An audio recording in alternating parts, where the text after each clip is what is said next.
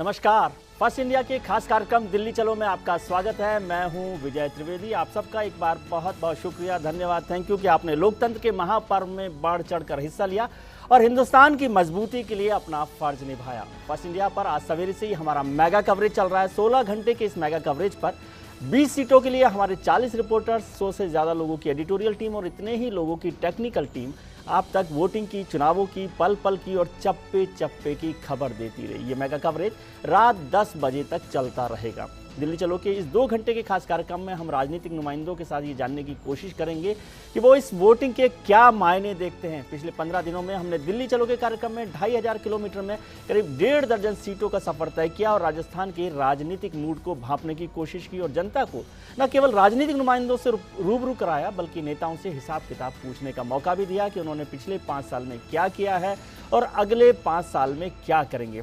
आज पहला चरण राजस्थान में वोटिंग का खत्म हो गया है। 20 सीटों पर वोट डाले गए हैं और जो नतीजे हैं वो 16 मई को आएंगे। इसके पहले एक बार 24 मई को 5 सीटों पर वोट डाले जाएंगे, लेकिन 16 मई आने में अभी 1 महीना है। अब सर, रिजल्ट के लिए इतना इंतज़ार कौन कर सकता है? तो आज ही हम कोशिश करेंगे हमारे राजनीतिक नुमाइंदों से कि वो रिजल्ट को किस तरह से देखते हैं। हमारे साथ हैं भारतीय जनता पार्टी के वरिष्ठ नेता ओंकार सिंह लखावत साहब, कांग्रेस के वरिष्ठ नेता सुनील शर्मा साहब, आम आदमी पार्टी से वरिष्ठ नेता डॉक्टर राकेश पारिक और बहुत खूबसूरत नौजवान सिंगर छवि और उनके साथ हैं श्रेय शर्मा।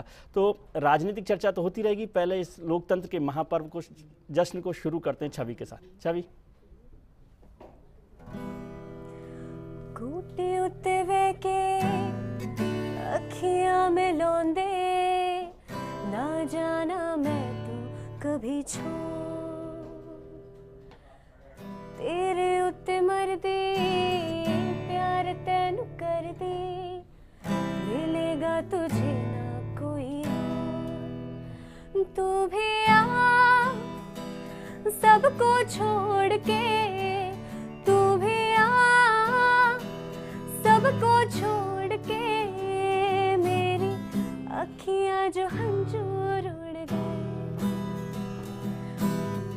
अखियां जो हंजूर उड़ गए, अखियां जो हंजूर उड़ गए। बहुत खूबसूरत। लखावत साहब, आज जो वोटिंग हुई है वो आपके लिए जश्न का मौका है?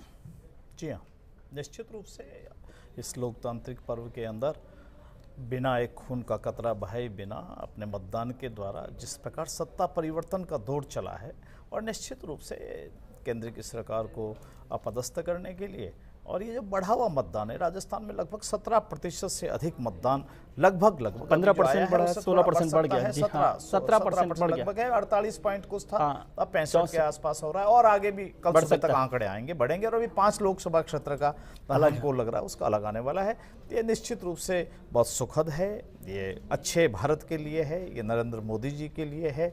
ये जो पिछले दिनों वर्षों से जो महंगाई थी, भ्रष्टाचार था, कुशासन था, उससे मुक्ति का पर्व है और निश्चित रूप से आम जनता ने अपने एक वोट के द्वारा हिंदुस्तान के शासन बदलने के लिए इतना बड़ा मतदान किया है। ये राजस्थान में मैं इसलिए कहना चाहता हूँ कि पिछला जो लोकसभा का चुनाव हुआ था, कांग्रेस के मेरे मित्र हार तब तक नहीं मानते हैं विजय जी जब तक इनको प्रमाण पत्र हाथ में थमा करके और ये ना कह दिया जाए कि भैया बीजेपी जीत गई और अब आप हार चुके हैं, जब तक स्वीकार नहीं करते। इनकी पुरानी फितरत है। पर मैं चाहता हूँ कि आज सब पुरानी कटुता को भूल जाएं और इन 20 लोकसभा क्षेत्र में मिलकर अब विकास के आयाम के लिए सोचें, अच्छे सुने, शांति से साथ रहें, अच्छे पड़ोसी के नाते। पर 48% से आकर के 17% मतदान का बढ़ना, ये निश्चित रूप से सत्ता परिवर्तन के लिए है केंद्र के अंदर, मैं समझता हूं। सुनील जी, जो 20 सीटों के लिए आज वोट डाले गए हैं उसमें 16 सीटें कांग्रेस के पास थी और बीजेपी के पास 4 सीटें थी। क्या आप ओंकार जी को बधाई देना चाहते हैं? देखिए, मैं आपको बता दूं, ओंकार सिंह जी लखावत मेरे बड़े सम्मानीय, मेरे बुजुर्ग हैं, मगर इसके बावजूद मैं एक विनम्रतापूर्वक ये बात कहना चाहूँगा कि इनकी बातों में जो एक अहंकार जो झलक रहा है उसको भारतीय लोकतंत्र के अंदर मुझे नहीं लगता उसकी कोई भी बिल्कुल भी स्पेस है, उसके लिए कोई भी गुंजाइश नहीं है। 65 साल लोकतांत्रिक इतिहास के अंदर अगर कांग्रेस की तो अगर बात करें तो हम लोग तो 1935 से इलेक्शन लड़ रहे हैं, चुनाव हारते भी हम लोग, चुनाव जीतते भी। आप अध्ययन अध्यापन से लगे हुए लोगों में से हैं, उस क्षेत्र से जुड़े हुए हैं, तो आप तो बच्चे का रिजल्ट थोड़ी देखते हैं, साल भर जो पढ़ रहा होता है बच्चा उससे ही बता देते हो कि कौन टॉप करेगा, कौन फेल होने वाला है। मैं वही आपको निवेदन करने जा रहा हूँ, मैं निवेदन करने जा रहा हूँ, मैं उसी चीज के बारे में आपको निवेदन करने जा रहा हूँ कि देखिए, मैं ओंकार सिंह जी लखावत साहब से निवेदन करना चाहूंगा कि जब इंडिया शाइनिंग के मामले के अंदर अटल बिहारी वाजपेयी का जो दौर था एनडीए का, तब भी आपने ऐसी बातें की थी, अटल बिहारी जी ने भी ऐसा ही कहा था, प्रमोद महाजन साहब ने भी कहा था, मगर जनता ने यूपीए को पूरे ढंग से अपनी ताकत सौंप दी। फिर जब यूपीए फर्स्ट का जब इलेक्शन हुआ, गए बार जब 2009 के अंदर चुनाव हुआ, तो हमारे जितने भी मित्र हैं भाजपा के, उन सबको ऐसी ही खुशफहमी थी, इसी ढंग की खुशफहमी थी कि इस बार शायद तो आप उनके अनुभव से तो सीख लीजिए कि आप खुशफहमी में मत रहिए। मैं आपको बताता हूं कि वो जो बिल्ली के भाग का जो छीका था, पहले भी नहीं टूटा है, 2004 में नहीं टूटा, 2009 में नहीं टूटा, और 2014 में भी इन लोगों को ऐसी ही निराशा होगी। चलिए, इस वैसा पर वैसा ही इन्हें हताशा का भाव आने वाला है बहुत जल्द। हमारे साथ भारतीय जनता पार्टी के प्रदेश अध्यक्ष अशोक परनामी जी जुड़े हुए हैं। अशोक परनामी जी, आपका बहुत बहुत स्वागत है फर्स्ट इंडिया पर। हमारे साथ कांग्रेस के वरिष्ठ नेता हैं, भारतीय जनता पार्टी के वरिष्ठ नेता हैं लखावत साहब भी। क्या आपको बधाई देने का वक्त है, या हमारे साथ जो कांग्रेस के वरिष्ठ नेता हैं सुनील शर्मा जी, वो कह रहे हैं कि बिल्ली के भाग का छीका न 2004 में टूटा था न 2009 में टूटा, क्या इस बार टूटने वाला है? देखिए, इसमें अब समय ज्यादा नहीं रहा जी, अब तो 16 मई को इसके रिजल्ट ही आ जाएंगे जी, और निश्चित रूप से भारतीय जनता पार्टी केंद्र में सरकार बनाएगी जी, नरेंद्र भाई मोदी देश के प्रधानमंत्री बनेंगे जी, ये देश की जनता ने सोच रखा जी। लेकिन परनामी जी, इतने आश्वस्त आप हैं, और मैंने सुना कि आपके पास एक पारस पत्थर है जिसका नाम नरेंद्र मोदी आपने रखा है। तो यदि पारस पत्थर था तो आप इधर उधर से कैंडिडेट्स क्यों ढूंढते रहे? सुनील जी की पार्टी से कर्नल सोनाराम को लाने की जरूरत क्यों पड़ गई आपको? जौनपुरिया साहब को कहां से ढूंढ कर लाए थे? हरियाणा से किस गांव से ढूंढ कर लाए थे? कुछ और लोगों को अलग अलग जगह से लाए, तो पारस पत्थर था तो जीत जाते आप पूरा। देखिए, देश की जनता ने कांग्रेस मुक्त भारत का निर्माण करने की ठान ली है जी, और इसके साथ साथ कांग्रेस के कुशासन को भी समाप्त करना चाहती है जी। लेकिन जिस तरह से तो आप कर्नल सोनाराम जी भी कांग्रेस मुक्त भारत का निर्माण करना चाह रहे थे, इसलिए भारतीय जनता पार्टी में शामिल हो गए जी। लेकिन क्या आपको लग रहा है मिशन 25 पूरा हो पाएगा? बहुत सारे लोग हैं, एक का नाम है जसवंत सिंह जी, जो आज कुछ दिनों पहले तक आपके वरिष्ठ नेता होते थे। फिर एक सीकर में बहुत ही करीब में बैठे हुए हैं सुभाष महरिया जी। फिर यहाँ पर दौसा में किरोड़ी लाल जी, जो भी आपकी पार्टी के साथ हुआ करते थे। ऐसे बहुत सारे नाम है, प्रोग्राम में टाइम का नाम ज़्यादा है। तो मिशन 25 को रोकने के लिए बहुत सारे लोग लगे हुए हैं। देखिए, मतदाता बहुत समझदार है जी, इसीलिए तो मुझे ज्यादा चिंता हो रही है। किसी भी बागी को जिताने के पक्ष में नहीं है जी। इस बार मतदाता ने मन बना लिया है जी कि भारतीय जनता पार्टी के प्रत्याशी को जिता करके नरेंद्र भाई मोदी को प्रधानमंत्री बनाना है जी। लेकिन आपको नहीं लगता कि जब एक प्रधानमंत्री पद के उम्मीदवार को लेकर एक लहर हो और सारे जो इश्यूज हैं वो गौण हो जाएं, तो उससे अल्टीमेटली मतदाता का नुकसान होता है? क्योंकि फिर वो अच्छे उम्मीदवार की पहचान करना या उसे चुनने में वक्त नहीं गंवाता और एक लहर में चला जाता है, और उससे अल्टीमेटली संसदीय क्षेत्र को और मतदाता को नुकसान होता है। ये लोकतंत्र के लिए अच्छी बात नहीं है।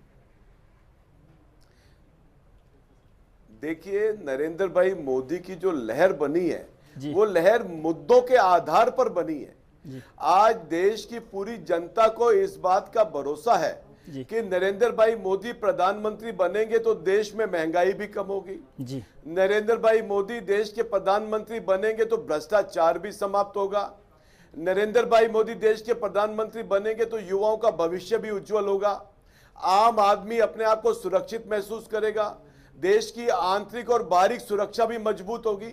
यह देश की आम जनता को इस बात का भरोसा है, और भरोसे का कारण है नरेंद्र भाई मोदी का गुजरात प्रदेश में किया गया कार्य। जिस प्रकार से गुजरात प्रदेश में नरेंद्र भाई मोदी ने विकास के नए आयाम स्थापित किए हैं, उससे जनता को भरोसा मिला है जी।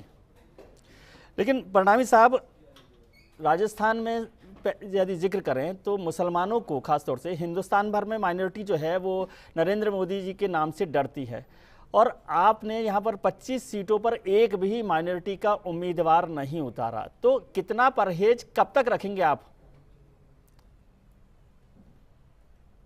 देखिए, भारतीय जनता पार्टी जातिवाद आधार पर राजनीति नहीं करती।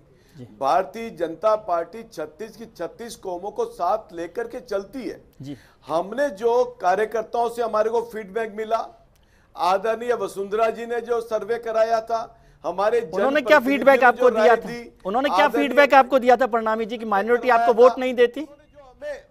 उन्होंने देखिए, नहीं, उन्होंने जो फीडबैक दिया, जो जीत वाला कैंडिडेट था उसको हमने टिकट दी है जी। माइनॉरिटी आपके साथ नहीं जीतती, तो इसमें जातीय तो कहीं आती नहीं है जी।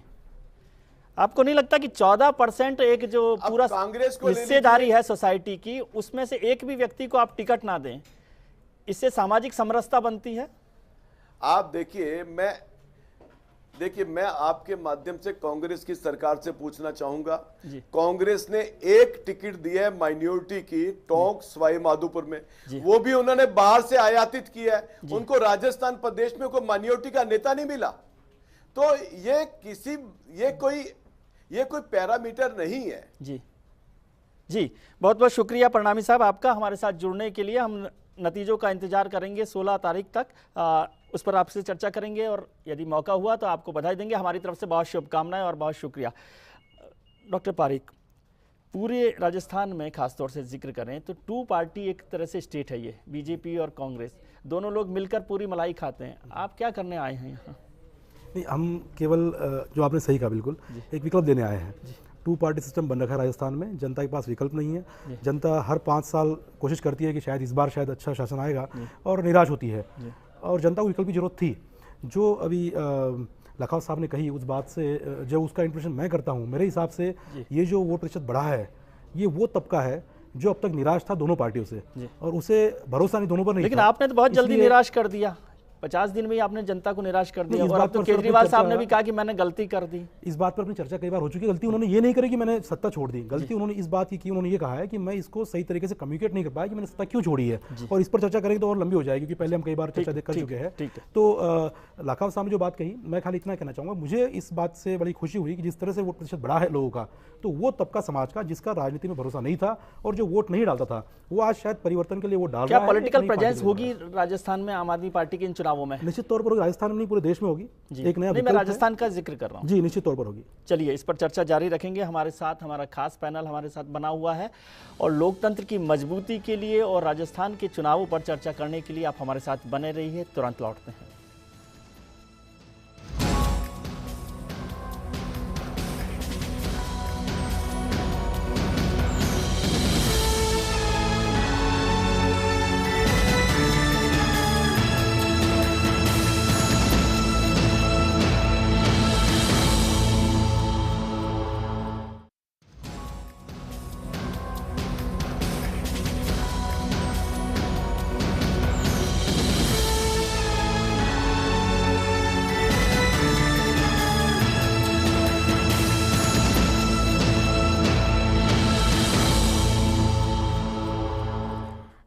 सॉन्ग मैं अपकमिंग गवर्नमेंट को डेडिकेट करना चाहती हूँ, जो भी विनिंग पार्टी होगी। चोख पुराओ माटी रंगाओ, आज मेरे पिया घर आवेंगे, आज मेरे पिया घर आवेंगे। खबर सुनाऊं जो खुशी रे बताऊं जो, आज मेरे पिया घर आवेंगे, आज मेरे पिया घर आवेंगे। लखावत जी, क्या आपको डेडिकेट करना चाहिए गीत? छवि कह रही थी कि आने वाली सरकार को डेडिकेट करें, या सुनील जी को कहूं?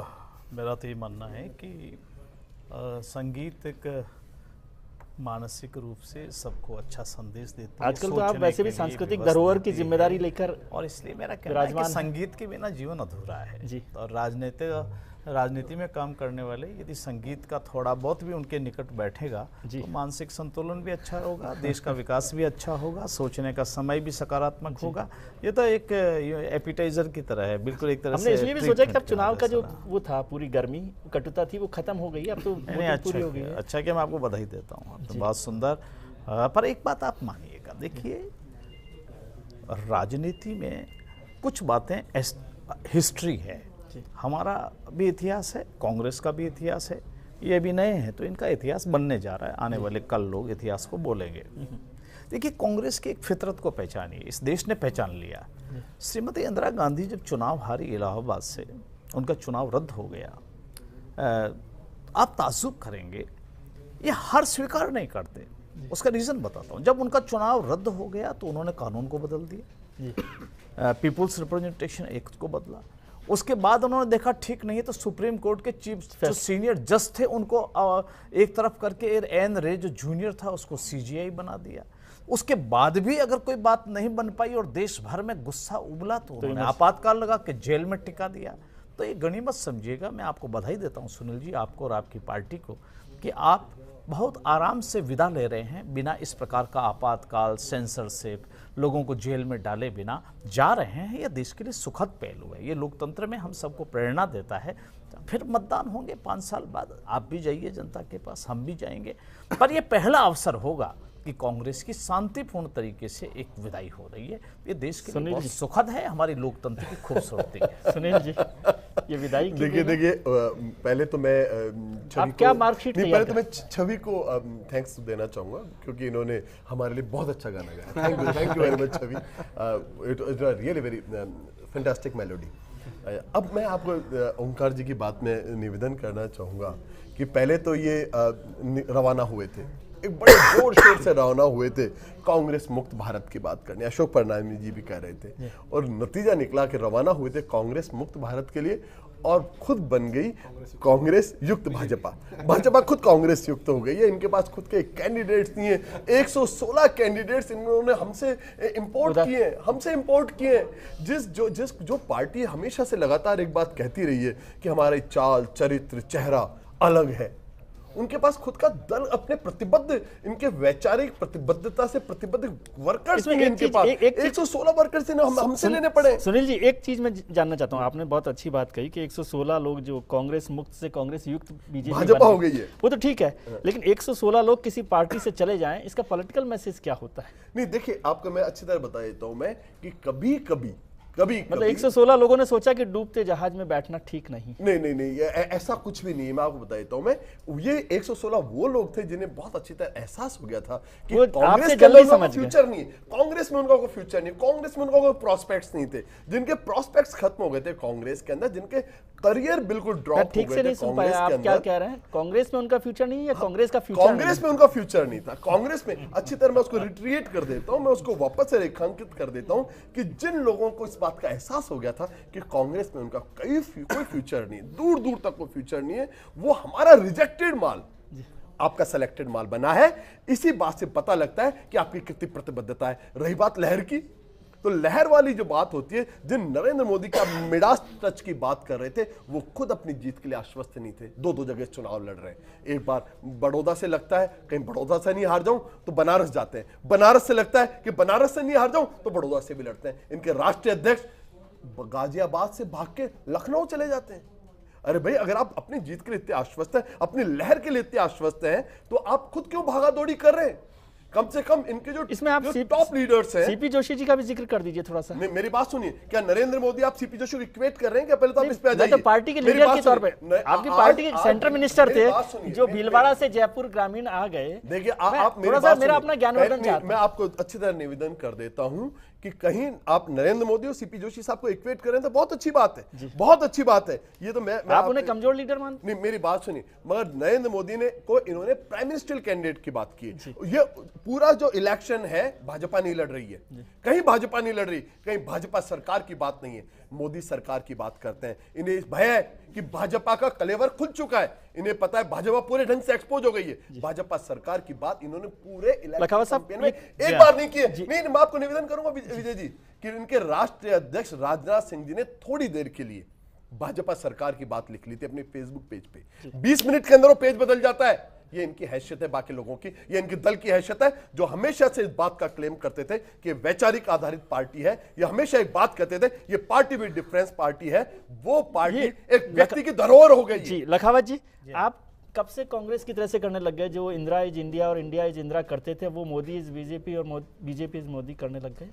देखिए, इंडिया इज इंदिरा वो देश के साथ इक्वेट किया था जी। जब उन्होंने कहा था कि इंदिरा इंडिया मोदी जी के बराबर मानते हैं। मेरी बात सुनिए, मैंने एक देखिए, मोदी जी भारतीय जनता पार्टी के प्रधानमंत्री के घोषित उम्मीदवार हैं। लोगों ने पूछा तो कहा कि इन दोनों में कोई अंतर नहीं है। ये प्रश्न ये खड़ा हुआ, प्रेस ने पूछा कि इन दोनों में क्या अंतर है, उन्होंने कहा कोई अंतर नहीं है, दोनों एक ही विचार को लेकर पार्टी का एक ही मत है जो नरेंद्र भाई का मत है। पर मैं आपसे एक बात कहना चाहता हूँ, और वो मैं ये कहना चाहता हूँ कि कुल मिलाकर ये जो कांग्रेस के मेरे मित्र हैं, इनकी तो ऐसी दुर्गति हुई कि इन्होंने कैंडिडेट डिक्लेयर किया, वो कैंडिडेट इनका टिकट लिया हुआ इनको छोड़ करके चला गया जी। टोटल मिलाकर के देश भर में ऐसे उदाहरण है। एक बात, दूसरी बात, ये फ्यूज थोड़ा टाइम से पहले करता तो आप ले लेते। विजय जी मेरा ये कहना है कि ये फ्यूज बल्ब है इनके पास में, और सारे फ्यूज बल्ब में मैंने ऐसी हिंदुस्तान में किसी प्रधानमंत्री विजय जी 16 फ्यूज बल्ब आपने डाल दिए अपनी पार्टी में। विजय जी, भारत के प्रधानमंत्री की जो दुर्गति मनमोहन सिंह जी की इन्होंने की, आजाद हिंदुस्तान की बात किसी प्रधानमंत्री की हुई है क्या जी? इनका सिटिंग प्राइम मिनिस्टर है जी। जो उनका जो आज राहुल गांधी जी जो इनके नेता हैं, और जो कुछ भी ये नाम देना चाहे, इनका आंतरिक मामला मुझे कुछ कहना नहीं, परंतु वो जिस सरकार के रूलिंग पार्टी का व्यक्ति कैबिनेट के फैसले को बकवास करके फाड़ने की बात कह रहे, उस प्रधानमंत्री की यह हैसियत है जो जानता है कि मुझे 16 तारीख को मकान खाली करके यहाँ से जाना है। यह स्थिति इस देश में पहली बार बनी। इन्होंने प्रधानमंत्री के पद को डिग्रेड किया, और अब तो छोड़िए, अब तो आपके जो बारू के और उसके बाद में जिस तरह की किताब पारक की आई है, उससे तो साफ हो गया कि श्रीमती सोनिया जी खुद फाइल देकर फैसला करती थी। ये तो एक अड़वा प्रधानमंत्री थे, आप थोड़ा प्राणहीन प्रधानमंत्री। आपके रहने का फायदा, देश का आपके रहने का प्रोग्राम में फायदा ये होता है कि मेरा ज्ञानवर्धन होता है। मैं ये जानना चाहता हूँ कि सुनील शर्मा जी के कमजोर प्रधानमंत्री और मजबूत अध्यक्ष, और लखावत साहब के मजबूत प्रधानमंत्री पद के उम्मीदवार और कमजोर अध्यक्ष में किसका ज्यादा बेहतरी है? किसी का भी कमजोर नहीं है। हमारे यहाँ कहीं किसी ने ये नहीं कहा पार्टी ने मिलकर तय किया, नहीं, पार्टी ने मिलकर तय किया। सामूहिक फैसले होते हैं, प्रधानमंत्री का उम्मीदवार पार्टी ने मिलकर के तय किया, कर दिया, उसके बाद अब कोई बचा ही नहीं है वहां पर लीडर। अब ये क्या कर रहे हैं, इनके सारे फ्यूज बल्ब है, अब उससे ये प्रकाश करना चाहते हैं, किचन से एक बल्ब को निकालते हैं, चौक में लगा रहे हैं, अब उसे लाइट कैसे हो सकती है? मेरा कहना है कि कांग्रेस को चाहिए कि सोलर एनर्जी के लिए 10-15 साल 20 साल जनता के बीच में जाएं, अपनी बात कहे कांग्रेस के लिए। ये फ्यूज बल्ब आपके कहीं अब लाइट नहीं दे पाएंगे। मेरा इतना फारिक साहब, मैं केजरीवाल साहब का इंटरव्यू सुन रहा था, उन्होंने कहा कि यदि उन्हें संसद में जाना होता तो वो दिल्ली से चुनाव लड़ते। तो वो हार मान चुके हैं, सुनील जी की पार्टी हार नहीं मान रही, आप पहले ही हार मान चुके हैं कि वहां पर वाराणसी में आप नहीं जीतेंगे। नहीं, उसको आपने गलत पढ़ा। उनका कहना यह है कि मेरा उद्देश्य केवल संसद में जाना नहीं है जी, और ये हमारा कभी भी रहा नहीं है। नहीं तो बनारस से संसद में नहीं पहुंच रहे, इसका मतलब ये है ना है कि मेरा मतलब फर्स्ट गोल है कि मोदी जी को हराना है। ये हमारी अकेली पार्टी, अरविंद केजरीवाल अकेले एक ऐसे तो मतलब आप राहुल जी को सपोर्ट करने के लिए गए? राहुल जी खिलाफ हमारे कुमार विश्वास खड़े हैं, बहुत मजबूत कैंडिडेट हमारे। मतलब राहुल जी की पार्टी को, हमारी पार्टी का उद्देश्य जब हमने पहले डिक्लेयर किया था तो आपने कहा कि मोदी जी को हराना है, भले किसी को भी जिता दे। मतलब केजरीवाल जी बनारस से संसद नहीं जा रहे? नहीं जाएंगे, वो तो खैर अगर वो हारेंगे तो केजरीवाल जाएंगे और कौन जाएंगे, लेकिन मेरा कहने का मतलब ये था कि उनका टारगेट है मुझे मोदी को। दूसरी बात मैं कुछ कहना चाहूँ विजय जी, अभी सुनील जी ने कहा कि 116 कैंडिडेट वही है जो कांग्रेस से उठकर के बीजेपी में आए हैं। तो बेसिकली हम लोग ये बात कई दिनों से कहते आ रहे हैं कि कांग्रेस बीजेपी को मिलकर चुनाव लड़ना चाहिए, और हो यही रहा है। केवल आपने मोदी जी की मार्केटिंग करके लोगों को बेवकूफ बना रहे हैं कि मोदी की सरकार आ रही है। अब उस मोदी सरकार में 116 लोग तो कांग्रेस ही मिलकर लड़े ना लड़े, आप तो उनके साथ चले ही जाएंगे। उसके अलावा जो और पार्टियां हैं, जैसे अभी पासवान साहब आ गए, अभी चंद्रबाबू आ गए, और पता नहीं कितनी पार्टियां बाद में आ जाएगी। तो बदलाव कुछ आना नहीं है, केवल आपने एक ब्रांड बना दिया, मोदी ब्रांड। लोगों में ये इतना भुलावा आ गया कि हर आदमी कहता है मोदी को वोट डाल के आया हूं। तो मुझे ये समझ नहीं आता कि जयपुर वाला आदमी मोदी को वोट कैसे डाल रहा है। उनको कैंडिडेट का नाम पता नहीं होता, हर आदमी कहता है मोदी को पार्टी को वोट डाल रहा है। ये केवल एक आपका ये एक्सपीरियंस रहा कि अब पूरे देश भर में मोदी को वोट डाले जा रहे हैं इस बार? नहीं, जिन्होंने डाला है, जिन्होंने डाला है उन्होंने मोदी को डाला है, वो कैंडिडेट नहीं जानते। चलिए इस पर चर्चा जारी रखेंगे कि किसने किसको वोट डाला है और क्या नतीजे रहेंगे, इस पर हम चर्चा जारी रखेंगे। हमारा खास पैनल हमारे साथ है और बहुत ही खूबसूरत सिंगर और नौजवान गिटारिस्ट हमारे साथ है। आप बने रहिए, लोकतंत्र के महापर्व का जश्न मनाएंगे हम साथ साथ।